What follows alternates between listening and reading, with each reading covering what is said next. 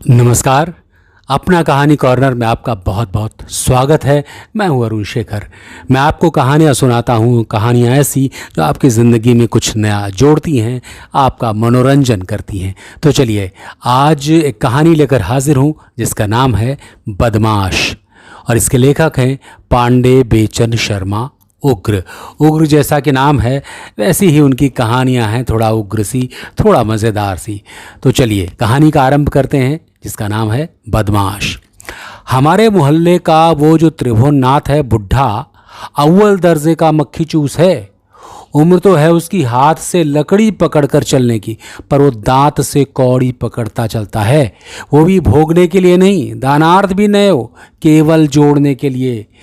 मगर लक्ष्मी की कृपा, पुरुष पुरातन की वो चंचला औरत एक बार लड़कपन में जो त्रिभुवननाथ पर आशिक हुई सो हुई। मोहल्ले की दादियां शांत सवेरे आश्चर्य गलचौर करती हुई कहती हैं कि त्रिभुवननाथ के घर में लक्ष्मी टांग तोड़कर बैठ गई हैं। लेकिन जो लोग चंचला की मायाविनी प्रकृति को समझते हैं, बूढ़ियों की बातों पर केवल मुस्कुरा देते हैं। कहते हैं, लक्ष्मी यदि किसी के यहाँ पांव तोड़कर बैठ जाएं तो नारायण को संसार संभालना तो दूर, अपना पीतांबर संभालना भी दुश्वार हो जाए। शेष भूभार उतारकर अपार पारावार के महाकाल में मिला दे। अजी जनाब, ये तो भगवती की माया ही है, जिनके लिए सृष्टि कर कोई अपने को कर्ता कहता है। दया दृष्टि कर धरता और प्रलयाग्नि वृष्टि कर संघरता। पर्दे के पीछे वही चंचला चमकती है, बाहर बाहर उसके बेदाम गुलाम नाचते हैं। ऐसी सर्वव्यापिनी विश्वमोहिनी भला एक जगह टिक सकती है क्या, टांग तोड़कर? छी। त्रिभुवननाथ जब 10 वर्ष का था तभी अपने नाना की संपत्ति के लिए गोद ले लिया गया था। उस समय वो संपत्ति चल अचल कुल मिलाकर 20,000 रुपये से अधिक की न थी। मगर पिछले 60 वर्षों में त्रिभुवननाथ पूरे 2 लाख का अधिकारी हो गया। इस समय आप जाने उसकी अवस्था 75 साल की है। त्रिभुवननाथ की एक सुंदर स्त्री है 18 वर्षीय, और एक लड़का है जवान जिसके वय का 17वां वर्ष चल रहा है। अर्थात त्रिभुवननाथ की पाणी ग्रहिता चौथी है। 5 वर्ष हुए इस औरत को उसने चांदी के जाल में फंसाया था, नहीं तो भला खुशी से कोई आंखों वाला बाप उसे अपनी बेटी देता। बात यूँ है कि इस युवती के पिता को त्रिभुवननाथ ने असल में 900 रुपये ऋण दे रखा था, जो 5 वर्ष पूर्व सूद दर सूद पूरे 5,000 हो गया था। अब या तो गरीब त्रिभुवननाथ के 13 वर्ष के बच्चे को 14 वर्ष की एक माँ देता, या अपना चिथड़ा लत्ता अर्तन बर्तन घर बाहर। बस बुढ़े की गोटी लाल हो गई। 5,000 रुपये पर औरत का सौदा त्रिभुवननाथ कदापि न करता, यदि उसे बुढ़ौती में जवान बीवी के पुष्ट गुण न मालूम होते। कुछ लोग उसके सौंदर्य या दुर्भाग्य से व्यग्र होकर कहते, ये साला औरत खाकर जीता है। मगर ज़्यादातर लोग ये मानते हैं कि वो पुरुषत्वहीन है, दिखावट और घर संभालने के लिए औरत ब्याह कर लाता है। उन्हें खाने पीने पहनने ओढ़ने की इतनी तकलीफ़ें देता है कि या तो वे बदचलन हो जाती हैं या जहर खाकर सो जाती हैं। और त्रिभुवन का ये लड़का जवान सुखदेव, मोहल्ले वाले कहते हैं, त्रिभुवन की तीसरी स्त्री उसकी जननी ऐसी बदमाश थी कि दुहाई। उसने मोहल्ले भर के युवकों को परख रखा था। उस पर प्रेत और प्रेतनियाँ भी आती थी, और उन्हें उतारने वाले महीने में 15 दिन त्रिभुवननाथ के घर के आगे पीछे मंडराते नजर आते थे। किसी प्रेत पिशाच के प्रसाद ही से सुखदेव ने संसार का मुंह देखा। ऐसी उन सब लोगों की धारणा है जो त्रिभुवननाथ को और उसकी झुकी कमर को जरा भी पहचानते हैं, और कहते हैं इसीलिए ये लौंडा ऐसा बिकट बदमाश है। वो लौंडा, मैं उसे तब से जानता हूँ जब से वो हमारी दुनिया में सांस लेने लगा। एक ही मोहल्ले में रहने से के स्वभाव से चाहे न मिलता हो, पर उसका पिता त्रिभुवन है हमारा मित्र। और एक बात, विचार सिद्धांत मिले न मिले, पैसे वालों की परवाह साधारणतया सभी लोग करते हैं। पैसा ही एक ऐसा मल है जिसे ढोने वाले लोग अस्पृश्य नहीं समझते, बल्कि अर्थमल वाहक को हक नाहक लोग प्रेम पुलित भाव से छाती और गले से लगाते फिरते हैं। किसी के हाथ में वो मल लगे जिससे गरीब भंगी ढोता है तो तुरंत ही वो व्यक्ति व्यग्र भावे निर्मल होने को दौड़ता है, मगर अमीर भंगी का भार चांदीमल हाथ लगते ही मनुष्य अपने हाथों के बाहर होकर बड़े चाव से मलमल को उठाता है, यानी कि मलमल हो उठता है। इस त्रिभुवननाथ को ही देखिए। पहले तो वो हाय लड़का किया करता था। निपुता होने के कारण जन्म भर की कंजूस कमाई आंखें मूंदते ही क्या जाने किसके हाथ में चली जाएगी, ये सोचकर जिस दिन सुखदेव पैदा हुआ उसी दिन से घर में जो 1.25 पाव रोज दूध लिया जाता था बंद कर दिया गया। कारण वो ग्वाला ही मर गया जो सूद के पैसे में दूध दे जाता था। सुखदेव के जन्म के 2 वर्ष पूर्व त्रिभुवन ने उस ग्वाले को 2 रुपये ऋण दिया था, 2 पैसे रोज 1.25 पाव सुच्चा दूध सूद के वादे पर। ग्वाला बेचारा 2 साल तक बराबर 1.25 पाव दूध त्रिभुवन के दरवाजे पर एक सलाम और 4 चापलूसियों के साथ पहुंचाता रहा, पर उसके पास कभी पूरे रुपए न जुड़ सके। आखिर वो मर भी गया ठीक उसी दिन जिस दिन सुखदेव ने जन्म का जगमग देखा। इसलिए त्रिभुवन ने उस दिन को बड़ा मनहूस समझा जब घर के भीतर से सूद पर चाकरी करने वाली मजूरिन कहने आई कि सरकार बधावे बजें, घर में लाल ने जन्म लिया है। तब त्रिभुवन अपने उस ऋणी मुख्तार के बुलवाने की व्यवस्था कर रहा था जो सूद में उससे मुकदमे लड़ दिया करता था। उसके कान में बधावे की बात जा ही न सकी। वह हीर की बकरियां कुर्क कराने की बातें टहल टहल कर और उछल उछल कर सोचता रहा। अब सुखदेव की माँ सूती कागार से बाहर आई तो दूध पूत से पूर्ण थी। त्रिभुवन ने उसे समझाया, अब जब भगवान ने अपना ही घर दूध से भर दिया है तब 1.25 पाव के लिए ग्वाला और बकरियों का मुंह देखना फिजूल है। सुखदेव की माँ त्रिभुवन की कंजूसी जानती ही नहीं, भोग रही थी। वो उसकी ऐसी दुष्ट स्वार्थ भरी सलाहों का मर्म समझती थी, इसलिए उस खूसट को प्यार भी नहीं करती थी और पुरुषत्व की दृष्टि से प्यार करने के योग्य त्रिभुवन के पास था ही क्या। इसीलिए वो उसे नफरत करती। पहले बोलती ही नहीं, बोलती तो गालियां दे चलती और घृणा से जमीन पर थूक कर पांव रगड़ डालती। त्रिभुवन उसे इन सब बातों की पूर्ण स्वतंत्रता देता, नहीं देता तो पैसे उसे मोहल्ले तथा इधर उधर के जानकार यार देते, बदले में वो उन्हें देती अपना व्यभिचारी प्यार। जब सुखदेव 2 साल का था उस वक्त उसकी माँ मोहल्ले भर में दुर्गंध फैला रही थी, मगर कहें तो क्या कहें और सुने तो कौन। अंग्रेजी राज और तेली का तेल, फिर बीच में बोलने वाला बेवकूफ़ नहीं तो और क्या कहा जाए हैं। अस्तु, अपने दरवाजे पर बैठे बैठे अब रोज सुनते कि यार लोग 8 पहर त्रिभुवन के दरवाजे पर डेरा डाले रहते हैं। वो दिन भर और 8 बजे रात तक कमर झुकाए गली गली में घूम घूम कर अपने रुपए का सूद तहसीलता फिरता और इधर उसकी बीवी अपनी आर्थिक समस्या घर बैठे हल करती। लोग बतलाते कि शाम को सजी वजी अपने दरवाजे पर या पिछवाड़े सुखदेव को गोद में लिए खड़ी रहती है। समझे सधे सज्जन आते हैं, वे लड़के के हाथ में रुपया देते हैं और माँ के मुंह से चुम्मा या चुम्मे लेते हैं। अब सुखदेव 5 वर्ष का नटखट बालक था। उसकी जन्नी की तनिक सी नैया भवसागर में डूब गई, भरपूर थपेड़े खाते खाते जर्जर हो गई थी। और तब तक उस लड़के ने बाप को गंदी गालियां देने, दूसरों के रुपए पैसे ऐंठने और फिर हृदय से लगकर चुंबन देने का पाठ पढ़ा था अपनी माँ से। बाप को तो अपना ही पाठ रटने से फुर्सत नहीं थी। 5वें वर्ष से वह के 70वें साल तक सुखदेव त्रिभुवननाथ के तत्वावधान में रहा। पुत्र के प्रति पिता की जो स्वाभाविक वात्सल्य भावना होनी चाहिए वो सुखदेव के प्रति त्रिभुवन के मन में कदापि न थी। लोग इसके 2 कारण बतलाते, एक त्रिभुवन का अर्थ प्रेम और जिसके आगे वो संसार के किसी भाव अनुभव विभाव को नगण्य मानता, और दूसरा लड़के की असलियत में संदेह। सुखदेव सचमुच त्रिभुवन का पुत्र न मालूम पड़ता। कहाँ वो बुढ़ा निस्तेज जीव और कहाँ सुंदर सुखदेव। मोहल्ले के अच्छों को बालकों से सुखदेव अधिक सुश्री और तेजस्वी था। वो किसी तरह भी त्रिभुवन का पुत्र होने योग्य नहीं था। मोहल्ले के लोग कभी कभी सुखदेव के व्यवहार से चिढ़कर उसके स्वरूप को अपमानित करते, कहते, अरे कम असल है न साला, तभी ऐसा सुंदर होने पर भी शैतान सा बदमाश है। त्रिभुवन के मन में सुखदेव की असलियत के बारे में संदेह ही नहीं, पूरा विश्वास था। इसलिए वो उसके हित की कभी न सोचता।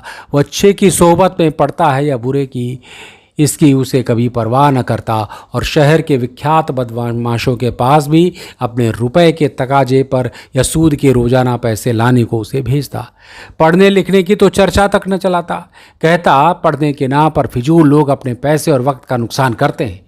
एक वक्त हमारी ज़िंदगी में ऐसा आता है जब पढ़े हो या अनपढ़े अपने लाभ की बातें आदमी की समझ में खुद ब खुद आने लगती हैं। और 12 बरस तक सरस्वती की भट्टी में झाड़ झोंकने को अधिक से अधिक अर्थ यही तो है कि आदमी अपना भरा भला बुरा समझने लगे। सुखदेव की पढ़ने की ओर प्रवृत्ति थी भी नहीं। भरसक वो एक क्षण भी घर पर न बैठता। हमेशा इस गली से उस गली में दौड़ता चाहता, गली गली के लड़कों को बुरी गालियां देता, उन्हें वैसा बनाना चाहता जैसे को समाज में लोग बुरा कहते हैं। अनेक बार वो लड़के लड़कियों को चूमते और उनसे चूमे जाते हुए देखा, पकड़ा, लतियाया गया था। ज्यों ज्यों सुखदेव की बदमाशियाँ की शिकायतें त्रिभुवन के पास आती, त्यों त्यों वो उसे अधिक से अधिक अपने अनुशासन में रखने का जोर मारता। आज्ञा भंग पर अक्सर उसे थप्पड़, लात, घूंसे और बेंत से मारता। वह ऐसे अवसरों पर त्रिभुवन के हाथों पेट तो जरूर जाता था, पर घोर युद्ध करता हुआ, थूकता हुआ, अयोग्य गालियां देता हुआ। पर मार के आगे भूत भी भागता है, यह भोग मंत्र त्रिभुवन नाथ ने जकड़कर पकड़ रखा था। वो सुखदेव को तब तक मारता जब तक वो पूरी तरह से परास्त न हो जाता, और परास्त होते ही पहले उससे अपना हुक्म मनवाता। कहता, दौड़ता हुआ जा। अरे अभी खड़ा है, दौड़ता हुआ जा। कहाँ जा, क्यों जा, ये पहले कुछ न बताता। पिटाई से थका सुखदेव अपने झुके बाप की राक्षसी मुख देखने लगता, भयभीत सा। अरे अभी गया नहीं, कहाँ? वो धीरे से पूछता। अली बाजार, रज्जब अली 51 के यहाँ ब्याज के पैसे लेने। अभी? अब डरते डरते सुखदेव कहता, अभी वो इक्का लेकर स्टेशन गया होगा, रात को लौटता है। अरे रात के बच्चे, बुढ़ा उसे कर थप्पड़ और लगाता। गली गली घूमकर बदमाशी कर सकता है और अपने बाप के पैसे लाने के लिए उस 51 के दरवाजे पर 10 मिनट बैठ नहीं सकता। भाग भाग। त्रिभुवन डंडा तान कर उसे दौड़ाता और सुखदेव छूट कर भागता। मोहल्ले के लोगों ने बेहया होकर 10-10 बार त्रिभुवन को बताया कि रज्जब अली कावान शहर का मशहूर आवारा है, उसके पास भेजना, सुखदेव की बदमाशियों पर पालिश कराना होगा। एक दिन कुछ लोगों ने उसे खबर दी कि रज्जब अली अपने इश्के पर बैठा सुखदेव को शहर की सड़क सड़क की हवा खिलाता है। यदि लड़के के तेज से आकर्षित हो लोग उसके बारे में उससे पूछते हैं तो कहता है कि सुखदेव उसका रखेल है। त्रिभुवन दादा, लोगों ने बुढ़े को समझाने की चेष्टा की। अरे तुम बहुत ही बुरा करते हो जो ऐसे बदमाशों के पास सुखदेव को भेजते हो। चलो चलो। एक ही त्रिभुवन का उत्तर होता, अरे तुमसे सलाह कौन मांगता है? अरे भाई वाह, अब कोई अपना रुपया पैसा भी न वसूल करे हैं। कौन साला कहता है कि रज्जब अली सुखदेव के साथ बदमाशी करता है? अजी मैं समझता हूँ। लोगों की छाती फटती है कि ये त्रिभुवन 4 पैसे क्यों बना लेता है। हाय रे कमबख्त दुनिया। जो हो, पर उसमें कोई संदेह नहीं कि 13 वर्ष की वय में सुखदेव औरतों को घूरना, मर्दों के गले से लिपटना, किसी के भी पैसे को पलक झपकते ही घुमा देना और बड़े छोटे सबके सामने बदतमीज़ यानी कि बद तहजीब रहने का अभ्यासी हो गया था। वो ज़्यादातर भटियारों की सोबत में रहता, क्योंकि त्रिभुवन के असामियों में ऐसे ही नीच लोग होते जो उसके 10-5 रुपये रोज़ाना सूद की शर्त पर लेते, रुपए कभी ना देते और रोज़ सूद के पैसे बराबर भरते जाएं। उन लोगों ने बड़े प्रेम से बालक सुखदेव को बीड़ी पीना, बीड़ी में गांजा पीना और गांजे में चरस पीना भी सिखाया।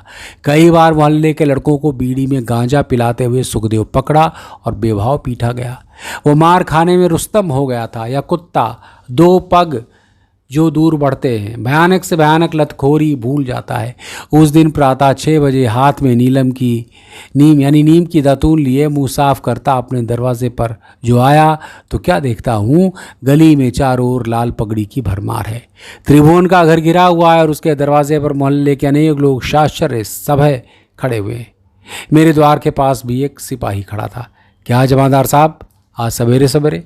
मैंने दरियाफ्त की, तुम्हारे मोहल्ले में चोरी का लकड़दादा रहता है, वही गिरफ्तार किया गया है।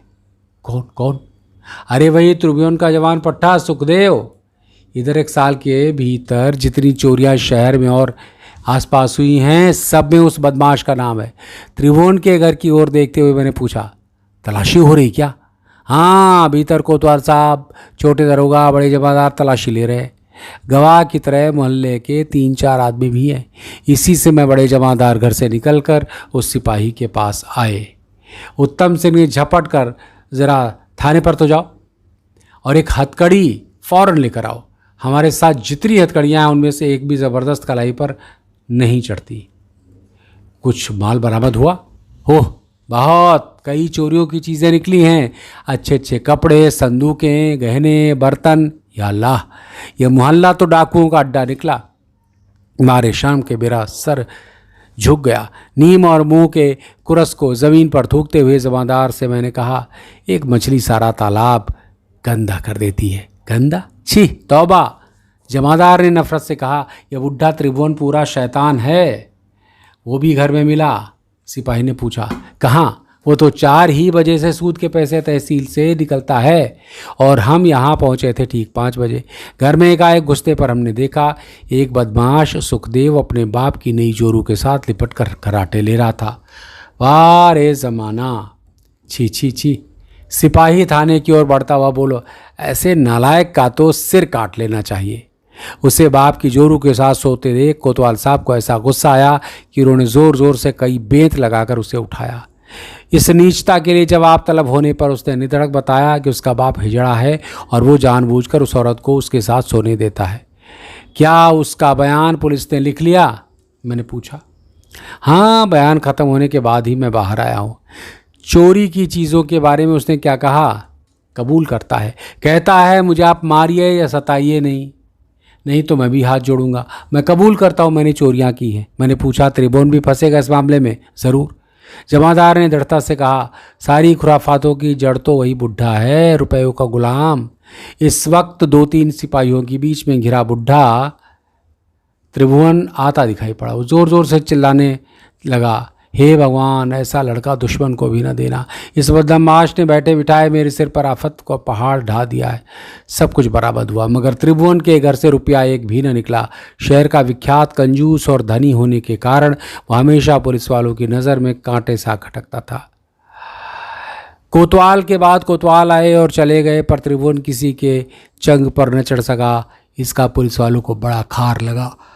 त्रिभुवन हमेशा समाज के चोरों से मिलकर उनकी कमाई कौड़ियों के भाव खरीदता और फिर उनसे रुपए सीधे करता, पुलिस वालों की कंजी आंखों में सरासर धूल झोंक कर।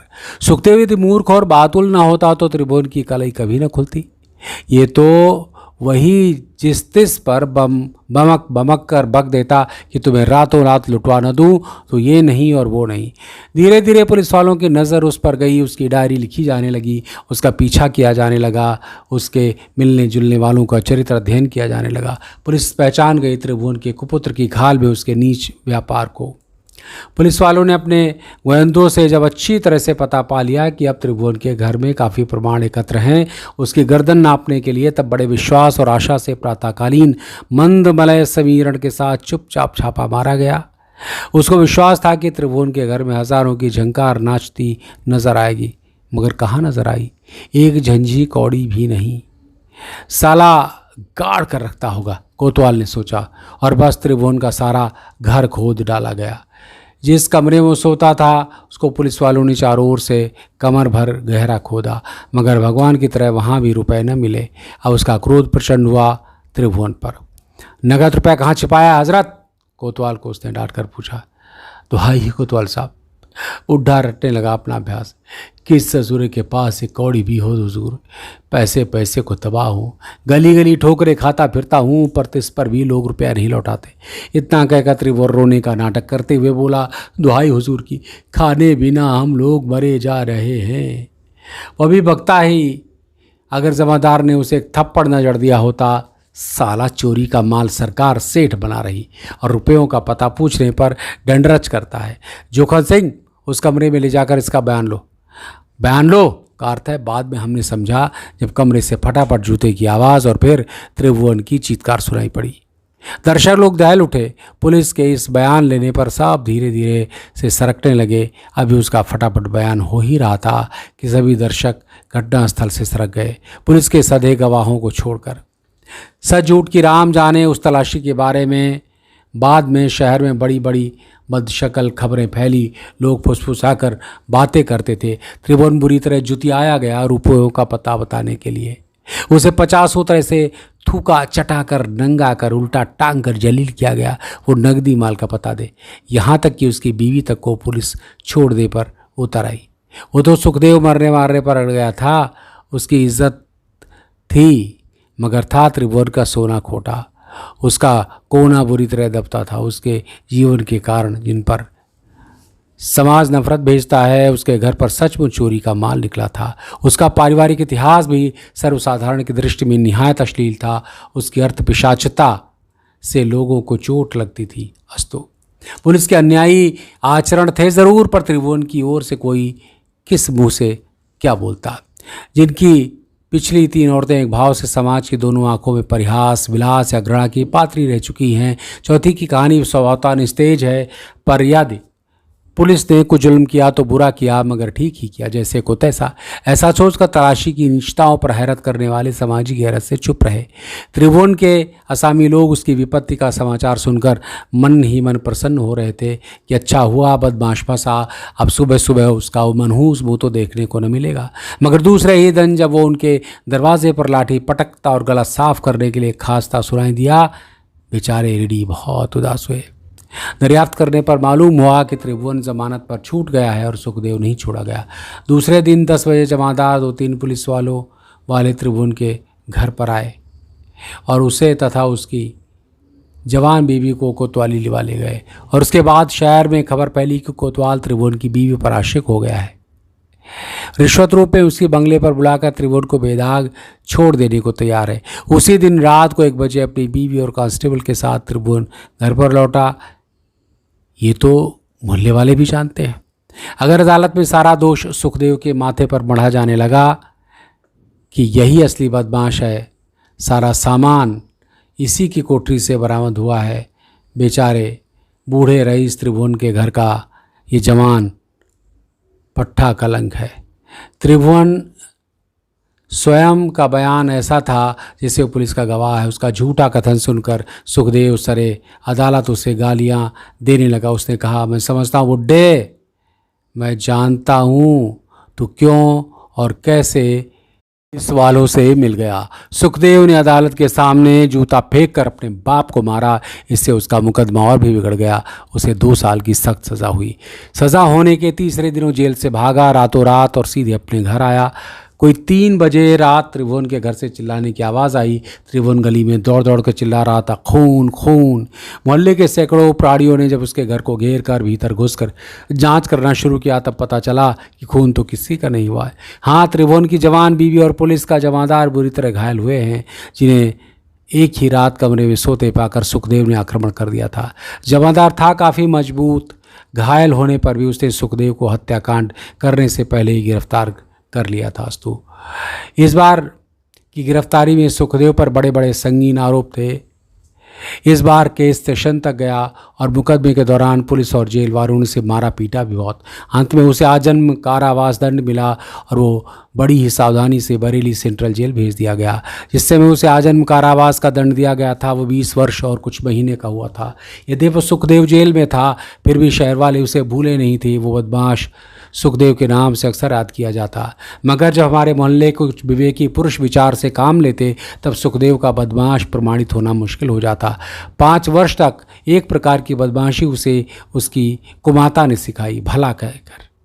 फिर प्राय जेल जाने तक वो मक्खी चूस और नीच त्रिभुवन के दुर्भावों और बुरे षड्यंत्र का अभ्यास करता रहा। डंडे और थप्पड़ों की मार के साथ वो ऐसे वातावरण में उत्पन्न हुआ जिसमें उसे वैसा ही ज्ञान मिला जिसे ये लोग बदमाशी कहते हैं। उसकी जगह पर समाज का कोई भी बालक शायद बदमाश से 1 इंच कम न होता। अस्तु हमारी नज़र में सुखदेव से बड़ा बदमाश है पुराना पापी त्रिभुवन, और वो समाज जो त्रिभुवन ऐसों को पहचान कर भी अपने बीच में पनपने देता है, मगर कानून और उसका सूत्र संचालन करने वाले समाज के रक्षक त्रिभुवन को बदमाश न प्रमाणित कर सके और बेचारा लड़का मुफ्त में अपने दुष्ट बाप के पापों के प्रायश्चित के लिए नरक में ठेल दिया गया। वह आज भी बरेली सेंट्रल जेल में है और आज भी उसका नामधारी बाप धड़ल्ले से शहर में अपना व्यापार करता है, वही सूद पर रुपए उठाने का और चोरी का माल पचाने का। लोग कहते हैं और पुलिस से मिलकर अपना रोजगार करता है। तो ये कहानी थी बदमाश पांडे बेचन शर्मा उग्र की। आपको कहानी कैसी लगी प्लीज़ बताइएगा ज़रूर। चैनल को लाइक कीजिए, सब्सक्राइब कीजिए, कमेंट कीजिए और दूसरों की भी सुनाइए। फिर मुलाकात होगी किसी नई कहानी के साथ। तब तक अपना ख्याल रखिए। नमस्कार।